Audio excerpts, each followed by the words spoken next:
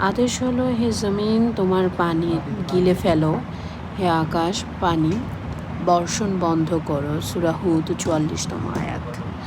এই দোয়ার মধ্য দিয়ে এই আয়াতটা আমরা বেশি বেশি করে নামাজে পড়ব এবং নোয়াখালী, ফেনী, কুমিল্লা যেখানে যেখানে বন্যা হয়েছে তাদের জন্য আমরা দোয়া করতে পারি।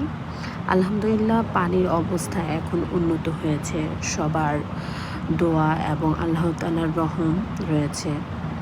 বাংলাদেশের উপর দিয়ে অনেক ঝড় তুফান, অনেক কিছু, অনেক সমস্যা যায়।